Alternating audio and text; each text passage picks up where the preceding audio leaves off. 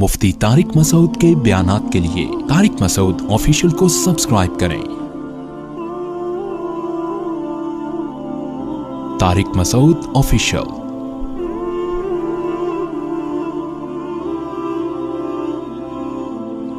गुस्ल कब फर्ज होता है और गुस्ल का तरीका क्या है?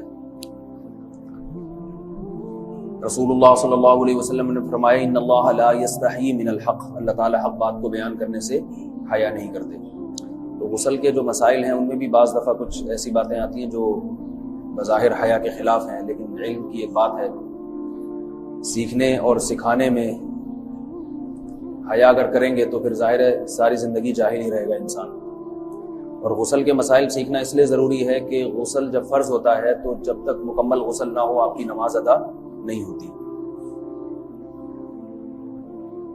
रसूलुल्लाह सल्लल्लाहु अलैहि वसल्लम ने फरमाया अलमाउ मिनल मा, हदीस है कि गुस्ल फ़र्ज़ होता है ख्वाहिश नफ्स के साथ जिस्म से मनी खारिज होने से।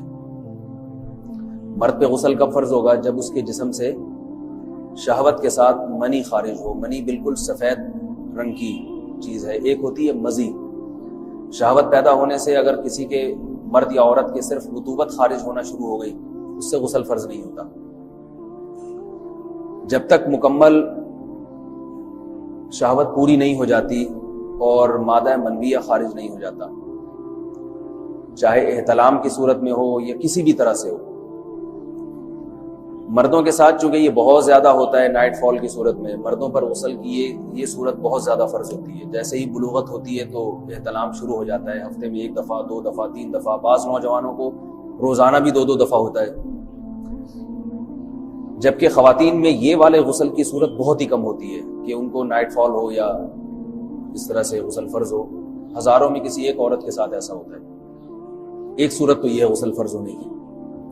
दूसरी सूरत क्या है कि जब इंसान अपनी ज़ौजा के साथ मिलाप करे और इंटरकोर्स हो जाए, चाहे उस सूरत में डिस्चार्ज दोनों में से कोई हो या ना हो, लेकिन दोनों पे गुस्ल फर्ज हो जाएगा, मर्द पे भी और औरत पे भी। ये तो मर्दों के गुस्ल के फर्ज होने का। मर्दों के गुस्ल में एक चीज ये भी है कि अगर आपने रात को नींद की और सुबह आप उठे और आपने कपड़ों पे निशान देखा, अब आपको ये पता नहीं चल रहा कि ये मनी का निशान है या मज़ी का है, तो भी आप पर गुस्ल करना फर्ज है। यही समझा जाएगा कि ये आप ख्वाब में डिस्चार्ज हुए। औरत पर जो गुस्ल फर्ज होता है एक और सूरत में होता है कि जब खवातीन को अय्याम आना बंद हो जाते हैं, हैज या निफास से जब पाक हो जाएं, तो भी उन पे गुस्ल फर्ज है। ये तो गुस्ल की फर्जियत से मुताल्लिक अहकाम थे। कुछ चीजें ऐसी हैं जिनमें गुस्ल सुन्नत है, फर्ज नहीं है। जुमा के दिन गुस्ल करना रसूलुल्लाह सल्लल्लाहु अलैहि वसल्लम ने बहुत ज्यादा ताकीद की है। सुन्नत की 2 किस्में हैं, सुन्नत मुअक्कदा और सुन्नत गैर मुअक्कदा। मुअक्कदा वो होती हैं कि जिनको छोड़ने का अगर कोई मामूल बना ले तो गुनाह का खतरा है और ऐसा शख्स काबिल मलामत है, उसे शरीयत मलामत करती है, बुरा भला कहती है। तो गुस्ल सुन्नत मुअक्कदा है, हफ्ते में 1 मरतबा, चाहे जुमे के दिन हो या किसी भी दिन हो। जो मुसलमान हफ्ते में 1 दफा भी नहीं नहाता, वो कितना ही नीट क्लीन हो, मगर शरीयत की नजर में वो काबिल मलामत है, उसे ताने देने चाहिए कि शर्म नहीं आती हो मुसलमान मगर रहते हो भंगियों और चमारों की तरह। मलामत तो इसी को कहते हैं। इसकी दलील रसूलुल्लाह सल्लल्लाहु अलैहि वसल्लम ने फरमाया, सही हदीस है, हक़्क़ुन अला कुल्ली मुस्लिमिन अन यग़तसिला कुल्ला उसबुइन मर्रतन, कि हर मुसलमान पर लाजिम है कि वो हफ्ते में कम से कम 1 मरतबा गुस्ल करे। हर मुसलमान पर लाजिम है, चाहे उस पर गुस्ल फर्ज ना भी हो। और किस दिन बेहतर है? जुमा के दिन। नबी सल्लल्लाहु अलैहि वसल्लम ने हुक्म दिया है कि जुमे के दिन गुस्ल किया जाए। इमाम अहमद इब्न हंबल का मजहब यह है कि जुमे के दिन गुस्ल करना वाजिब है, सिर्फ सुन्नत नहीं है बल्कि वाजिब है। लेकिन जुमहूर का मजहब यह है कि सुन्नत अमल है। गैर मुस्लिम जब इस्लाम कबूल करता है तो उस वक्त भी उसके लिए गुस्ल करना सुन्नत है। जब हम मुर्दे को नहलाते हैं तो जो मुर्दे को नहलाए उसके लिए भी खुद गुस्ल करना अफजल है, सुन्नत अमल है। ईद के दिन गुस्ल करना सुन्नत अमल है। तो ये वो तमाम मवाक़े हैं जिनमें गुस्ल करना रसूलुल्लाह सल्लल्लाहु अलैहि वसल्लम की सुन्नत है। غسل کا طریقہ کیا ہے؟ غسل میں 3 چیزیں فرض ہیں: منہ بھر کے قلی کرنا، ناک میں پانی ڈالنا کہ ناک کی جو نرم جگہ ہے یہ اچھی طرح تر ہو جائے، اور پورے جسم پہ 1 مرتبہ پانی بہا دینا کہ جسم میں بال کے برابر جگہ بھی خشک نہ رہے۔ یہ تو ہے فرض، یعنی یہ کام کسی نے کسی بھی طرح سے کر لیا غسل ادا ہو جائے گا، چاہے اس کی نیت غسل کی تھی یا نہیں تھی۔ کوئی آدمی چلتا ہوا جا رہا ہے، پھسل کے تالاب میں گر گیا، پورے غوطے کھا کے باہر نکلا، کلی کر لے اور ناک میں پانی ڈال لے تو غسل اس کا ادا ہو جائے گا۔ البتہ چونکہ نیت نہیں تھی لہذا غسل کا ثواب نہیں ملے گا، ثواب نیت کے بغیر نہیں ملتا انسان۔ دلائل اس کے الگ موضوع ہے کہ اس کی دلیل کیا ہے کہ بغیر نیت کے بھی غسل ہو جاتا ہے، لیکن میں نے بتایا دلائل کا سیشن نہیں ہے، اس میں پھر بات لمبی ہو جائے گی۔ تو یہ تو ہے فرض، پورے جسم پہ پانی بہانا، کلی اور ناک میں پانی۔ سنت طریقہ کیا ہے؟ رسول اللہ صلی اللہ علیہ وسلم غسل کیسے کرتے تھے؟ سنت طریقہ جس پہ جو اختیار کرنا چاہیے وہ طریقہ یہ ہے کہ جب آپ غسل کے لیے بیٹھیں تو سب سے پہلے وہ جگہ دھوئیں جہاں نجاست اور ناپاکی لگی ہوئی ہے۔ نائٹ فال ہوا، کسی کو احتلام ہوا، تو جہاں جہاں گندگی لگی ہے پہلے اس جگہ کو دھوئیں، استنجا کریں، شرمگاہ کو دھوئیں اچھی طرح، سمجھ رہے ہیں بات؟ اس کے بعد ہاتھ دھوئیں اور مکمل وضو کریں جیسے ہم عام حالات میں وضو کرتے ہیں۔ مکمل وضو کرنے کے بعد دائیں کندھے پہ پانی ڈالا، لیفٹ سائڈ پہ پانی ڈالا۔ پہلے زمانے میں تو چلو سے غسل ہوتا تھا، ہاتھ دھو لیے تو اب چلو سے پانی لے کے یہاں ڈالا جا رہا ہے، چلو سے پانی لے کے یہاں ڈالا جا رہا ہے، پورے جسم پہ ملا جا رہا ہے، اور چلو سے پانی لے کے 3 دفعہ سر پہ ڈالا جا رہا ہے۔ تو آج کل چلو ولو تو ہے نہیں، شاور کے نیچے جا کے کھڑے ہو جاتے ہیں، تو اس میں یہ کہ شاور کھولے اس میں کھڑے ہو جائیں، سارے چلو اس میں خود بخود ہی ہو جائیں گے، پورے جسم پہ پانی بہہ جائے گا۔ نبی صلی اللہ علیہ وسلم کے دور میں یہ جدید چیزیں نہیں تھی، شیمپو اور صابن، تو آپ صلی اللہ علیہ وسلم بیری کے پتوں سے غسل کی ترغیب دیا کرتے تھے۔ بیری کے پتوں کو اگر پانی میں پکایا جائے تو پانی میں میل کچیل صاف کرنے کی صلاحیت بہت بڑھ جاتی ہے۔ ہمارے زمانے میں اس تکلف کی ضرورت نہیں ہے، صابن ملتے ہیں اس سے نہایا کریں، بہرحال کہنے کا مقصد یہ آپ لوگوں سے۔ تو یہ سنت طریقے سے غسل ہو جائے گا آپ کا، سمجھ رہے ہیں بات کو؟ سب سے پہلے استنجا کیا، اس کے بعد وضو کر لیا، اس کے بعد غسل کر لیا۔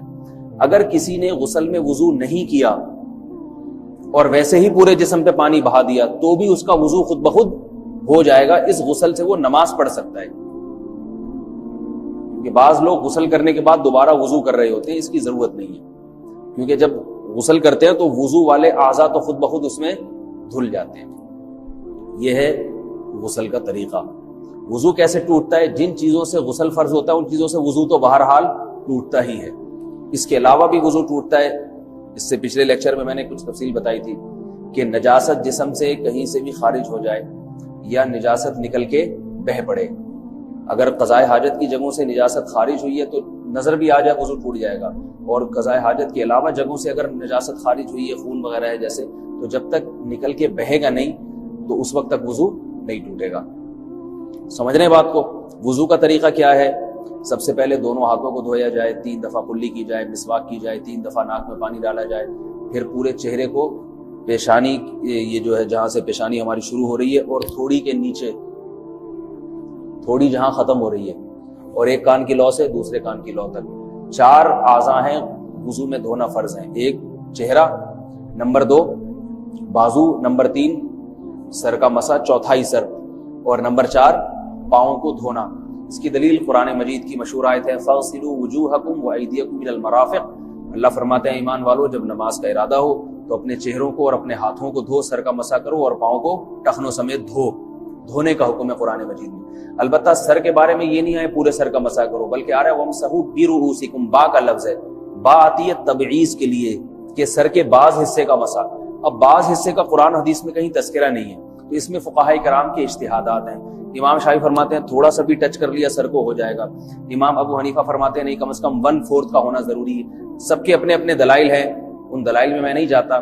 فقہ حنفی کو جو فالو کرنے والے ہیں تو ان کو چاہیے کم از کم 1/4 سر کا مسا، یہ فرض ہونے کے لیے ضروری، مگر سنت کیا ہے؟ پورے سر کا مسا۔